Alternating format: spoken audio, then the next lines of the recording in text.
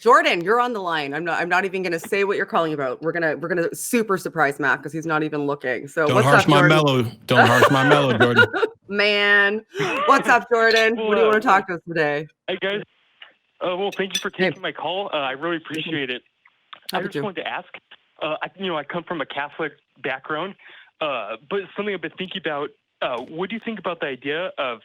Do you think this idea has value? A non-sentient God, in the sense that it's a metaphor for everything good in humanity. So, like humanity's greatest aspirations, our highest morality, goodness in society. Do you think that could have any value as a type of post-theism, so a way of framing our worldview?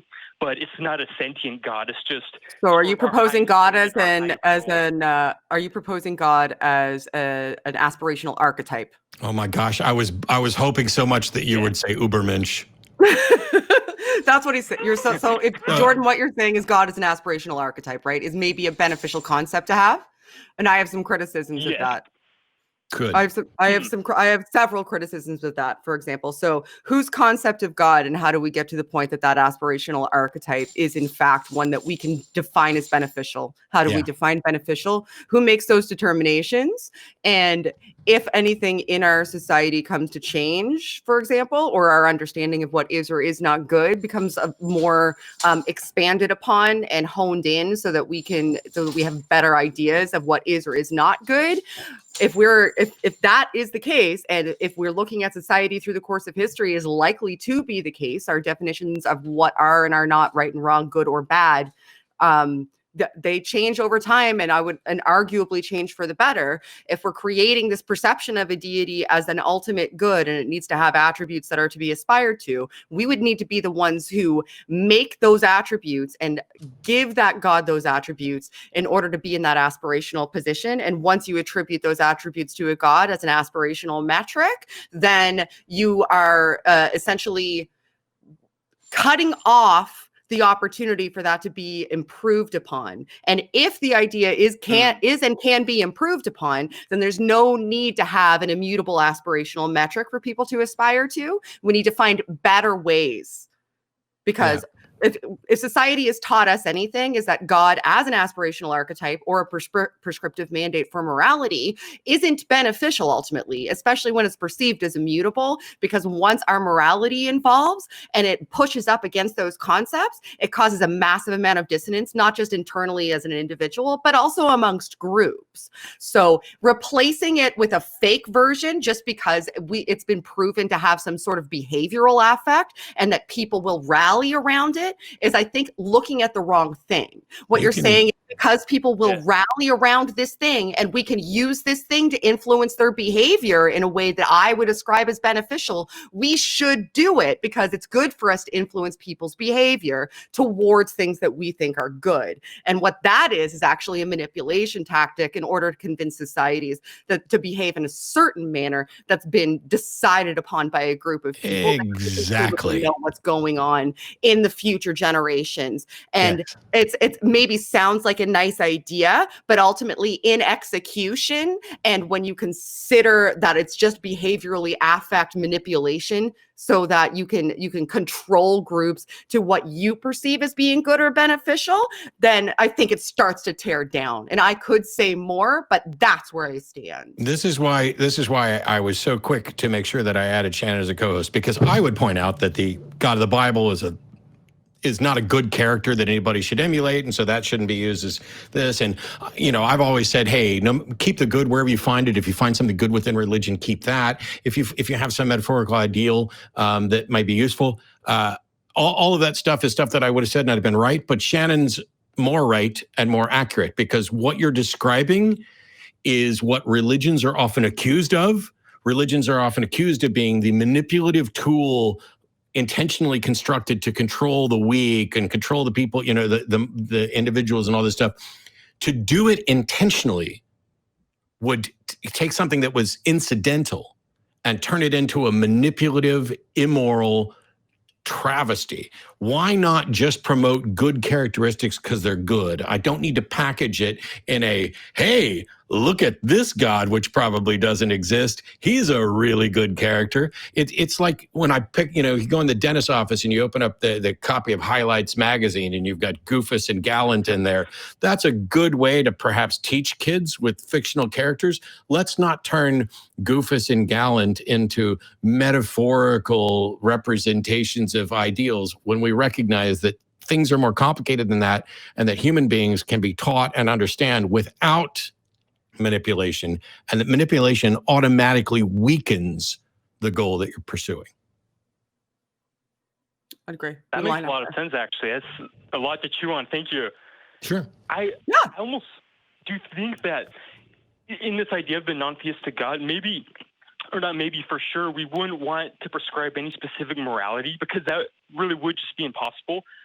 Would it be helpful to think of it not as a specific character or attribute, but merely a finger pointing towards what you think is good? Or maybe at that point it's just too many abstractions of thought to where it's not even a useful concept anymore. It becomes contrived, I think, at that point. At that point, it's so contrived that you're essentially just attempting to retain the idea for the sake of retaining the idea, as opposed to looking towards what might be a better idea. I think what we've demonstrated is that God concepts as a way of controlling behavior may be effective, but aren't ultimately a good idea. So just because there is some sort of affectatious or advantageous momentary behavioral affect that we can get people to get to X outcome that we desire by using this concept to manipulate them because they have this sense of existential dread if they do not, then even that in itself, like when you say it like that, that's essentially what you're attempting to elicit. You're attempting to elicit existential dread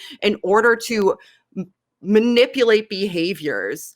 And that you need to, if you're looking from a moral perspective, I don't understand a moral system that anybody would agree upon given modern day standards of what is right or wrong and good and bad that would incorporate that as a component. A manipulation standard based on fear responses should not ever be incorporated into any moral system that I would get behind, whether it's contrived, real, whatever.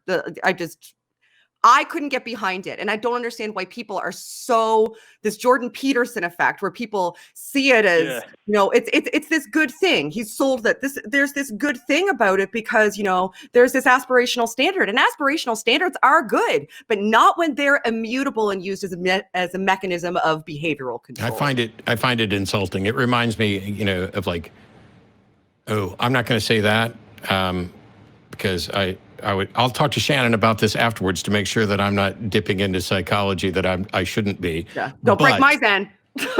I didn't need anybody, I'm pretty sure, I didn't need anybody to tell me that it was wrong to kill people or explain to me why they thought it was wrong to kill people. I'm pretty sure that is a simplistic enough thing that most people are going to intuit it. That there are some people with abnormal psychology who are not going to intuit that, but largely that's the case. And I think that even the people who are like, oh, I needed a God to keep me moral, are full of shit, because I think if they figured out that there's not a God, they're not going to run around killing and raping people. Now, there are other issues that are a little more complicated, and can we use shortcuts? Yeah, but I can't advocate for dishonest ones. The biggest reason being that if you convince someone to do a good action for a bad reason, when they find out that the reason is bad, what happens to them? Are they now wandering, floundering with no foundation? Give people good foundations for good things. Yeah. Don't trick people into being good. Convince them why they should be good. Yeah. Explain it to them. Yeah. You wouldn't want that to happen to you. Oh, sorry. No, you're all, honey. Go ahead. Makes a lot of sense. Because in the God that I'm imagining, it would be. That's my favorite way to say it, by the way. It would be like say that one more time. Sorry. The God that you're imagining, Matt said that was his favorite way to say it. What about the God and say like Khalil Gibran's The Prophet? Like, it's more like mental incense in a way. It's not really like a sentient God, but it's more of a way to frame an atheistic worldview in a poetic way. That book is literally on my Would you say bedside that's a table right now. helpful- It's a lovely book to read. It's literally on my bedside table. I could actually go get it and bring it I in. can look at, cool. I can read poetry and be inspired. I can look at paintings and be inspired. I can see art and I can see messages, and I can watch an episode of Buffy the Vampire Slayer and take a moral lesson from it without having to be told that any of the characters in there are real. I can watch episodes of Star Trek and easily determine that Janeway was an immoral fucking monster for killing Tuvix. Yeah. Without having to believe that those characters were real. We can use stories and should use stories because that's what draws people in to put them in the place of those characters. But we don't have to lie about it. And that's the part that I'll never sanction. I'd agree. Makes You're sense to me. essentially saying that these concepts are effective ways, like it's good to have aspirations. And in the past, it's demonstrable that gods have been an aspirational component of how people view the world. And do you think that I don't have aspirations? Somebody who is an atheist, somebody who doesn't believe in God concepts, do you think that they suddenly become devoid of aspiration? Because if you're arguing for it, especially not believing that that God concepts are real, if you're arguing specifically for their utility and not for their truth, then you would have to me, demonstrate that there's a reason why you should lie to and manipulate people. Because if you do not lie and manipulate to people, they will not have aspirations. You're essentially saying it can't be replaced with anything. But there's millions of people around the world who are atheists who have aspirations, who behave in accordance to what you would agree to as a moral standard, I would imagine. And proposing these as a necessity doesn't ever wash out for me, because once you put them under critical analysis and don't just think of them as nice concepts to discuss, then they start to fall apart on their face, because what you're utilizing them for either already exists and can be replaced with a secular standard, or is nefarious in its intent and should not be proposed under any circumstances, because the intent and how it will be used is not something anybody should ever do or want. Makes sense to me, actually. Yeah, I appreciate that. I feel like talking through it helps clarify the thinking. That gives me some good stuff to chew on. So thank you guys. Sure. Thanks for the call, Jordan. We're going to let you go. Thank you, Jordan. I appreciate you. It was lovely to talk.